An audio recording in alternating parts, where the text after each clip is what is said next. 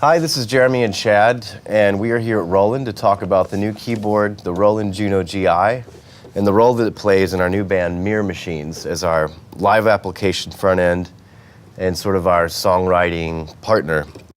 We've had a very long history with the Juno series of keyboards with Roland, starting back in, wow, a long time ago. Started out with the HS60, which was a Juno 106 with a pair of sort of home stereo speakers built into it. And then we had a pair of Juno 106s that we used in the 90s to write dance music and sound effects and stuff like that. And then within the context of our other band, Shine Sway Guns, the JUNO-Gi was an integral part of our live show and of a lot of the recordings that we did on the first record.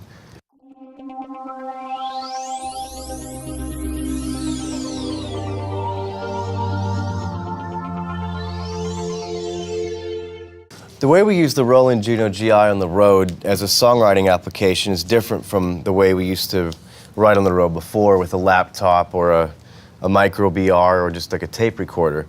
With this keyboard, not only does it have synthesis and all the engines of sounds that are on here, it has an 8-track digital recorder, and in Guitar World it has an entire multi-selection of many of the Boss pedals and amp simulators and reverbs and delays so that you can actually create a multi-layered guitar sound, kind of like this one right here.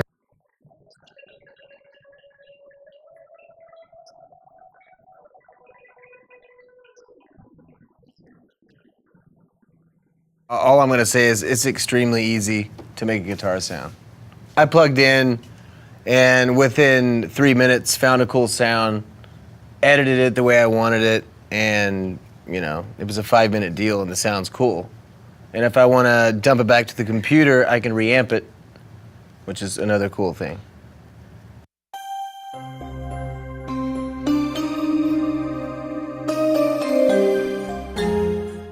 The GI is usable anytime, anywhere when you're out, like on the road or out doing anything, because you don't have to worry about plugging it into the wall. It takes 8 AA batteries, so if we're in a rehearsal hall, if we're in a hallway, if we're standing in line at an amusement park, we can pull the GI out and write a song, plug in a guitar, and just go for it, which is something you don't get from a full-size keyboard anywhere.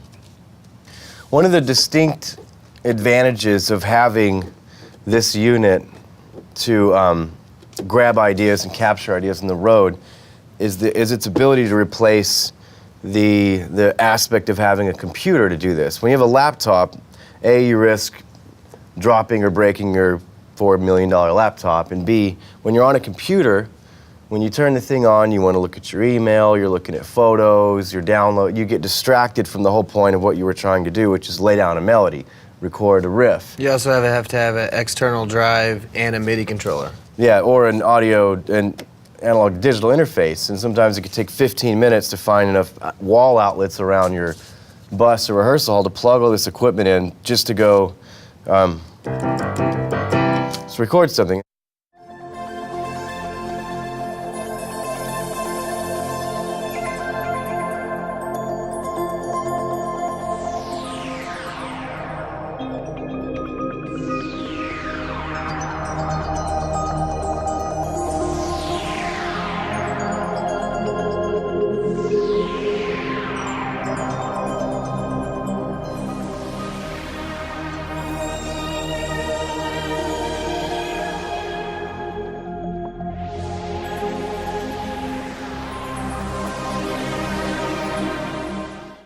In the middle of a song, in a live application with the GI, I can be playing, let's say I have a pad loaded up here that I'm playing in one of our songs where it's... And if I want to come out of that pad mid-flight and switch to a lead sound that I made on a computer, that I can just go...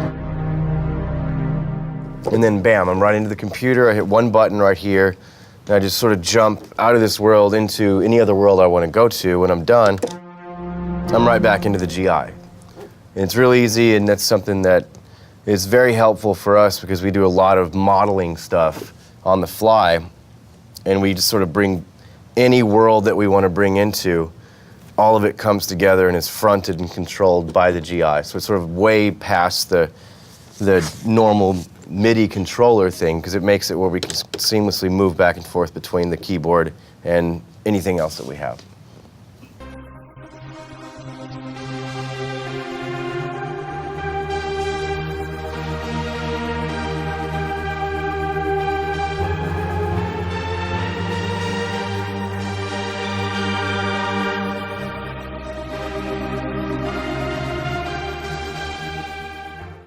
While Chad and I were in the studio in the past year writing, we seem to have sort of followed a two-palette pathway. We would write a song one week that was very synthetic and electro-poppy, very shiny toy guns, and the next 5 days later we would write this very organic rock song, and we loved both of them. And we were bending the songs sort of towards each other, and while we were bending them, the elements of each song mixing together it wasn't working. It was hurting each song's original path that it was taking. It was hurting the integrity of the songs. So because of the fact that it's 2010 and there's sort of a new way of thinking in music and the way you do things, we now realized we had two children. We had two lines of creativity, one Shiny Toy Guns and now Mirror Machines. And that's sort of the story of how this whole thing started. So very soon we'll have the Mirror Machines palette of music out online and available to listen to. And for instance, one of the songs called Carry, we have some of the parts of the instrumentation is actually loaded into this keyboard. And then on the road, if we were to add a guitar part, this is one of the ways we would do it, is by actually laying down a guitar through this keyboard and being able to mix the guitar into the pieces of the song that we have recorded right now.